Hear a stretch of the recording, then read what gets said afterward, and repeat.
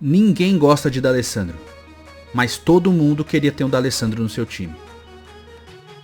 Não há frase que defina melhor Andrés D'Alessandro, que deixa o Internacional após 12 anos de amor, de simbiose, de dedicação a uma só camisa. D'Alessandro nasceu em 15 de abril de 1981, em Buenos Aires, e entrou na base do River Plate, com apenas 10 anos. Ficou lá por 9 anos. Aos 19, estreou no time profissional, onde ficou por 4 temporadas. E ganhou 3 vezes o campeonato argentino. Aos 20, já era jogador da seleção principal.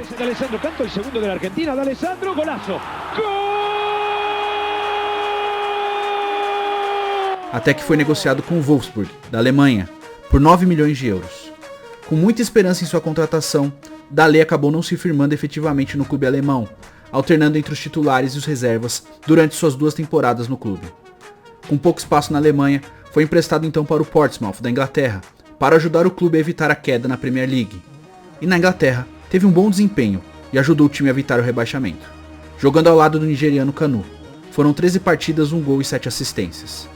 Já na temporada seguinte, acabou negociado com o Zaragoza da Espanha, onde foi titular desde o início e o principal jogador do time.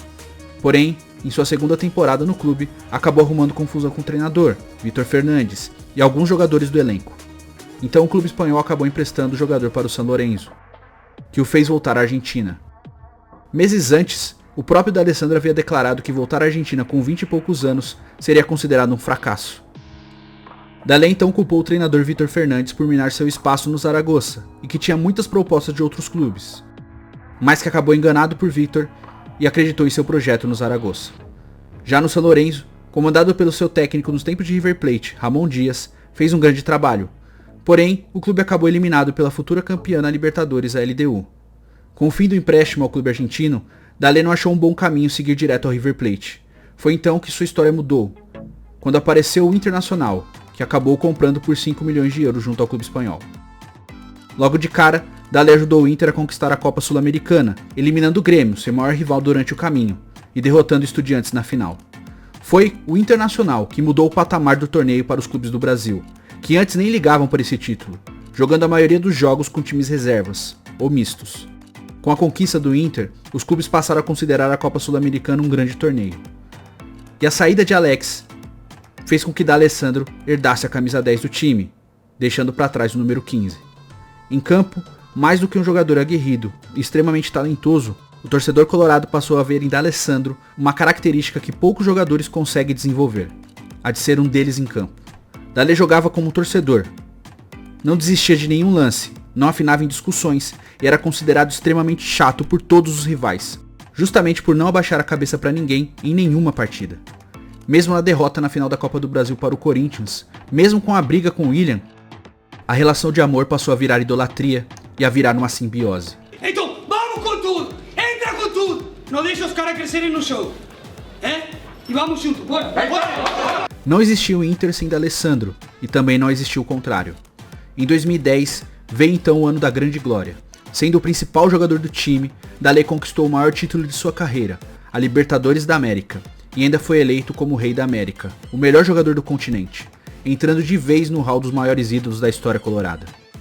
E com o grande título, finalmente retornou à seleção argentina, após 5 anos de hiato. E a história de ambos, Inter e D'Alessandro, seguiam juntas, empilhando títulos estaduais, vencendo os grenais e batendo recordes individuais. D'Alessandro era o capitão que todo colorado admirava. Em 2015, já aos 34 anos, liderou o clube no pentacampeonato gaúcho e levou o time até as semifinais da Libertadores, quando acabou eliminado pelo Tigres do México. Mas, em 2016, com o Inter enfrentando uma grave crise financeira, o clube não conseguia arcar com os salários do capitão, que recebia em dólar, e ao acertar a negociação pela dívida, da qual D'Alessandro abriu mão de boa parte dos valores, o Inter acabou aceitando emprestar seu melhor jogador ao River Plate por uma temporada. Em sua coletiva de despedida, o capitão não se conteve. É muito difícil passar pelo vestiário e me despedir dos empregados. Uma coisa que sempre valorizei e tentei manter foi essa relação com os funcionários do clube.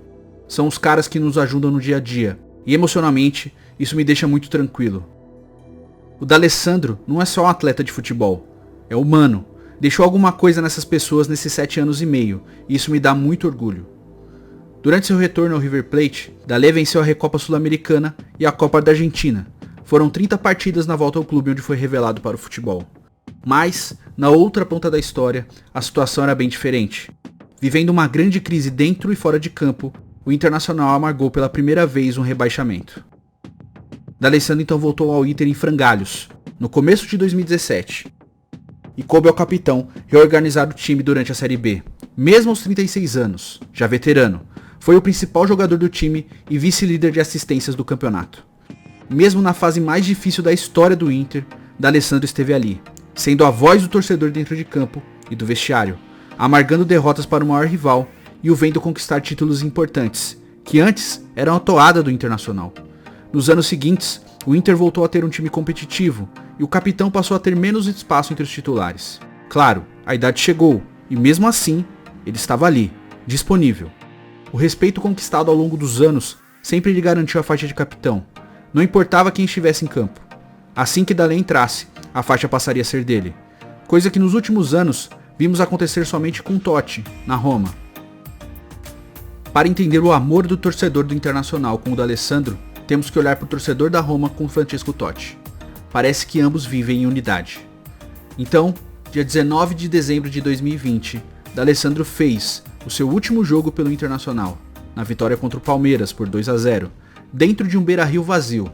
Entrou aos 41 minutos do segundo tempo, para ter o prazer de vestir a camisa colorada pela última vez. Triste para o capitão, para o torcedor, para o clube, que o último capítulo de um dos maiores ídolos da história do Inter tenha sido assim. Ao torcedor e ao próprio jogador, ficou as lembranças de 12 anos de dedicação e amor à camisa. Sim, uma raridade hoje em dia, amor à camisa. 12 anos dentro de um clube não podem ter outro nome.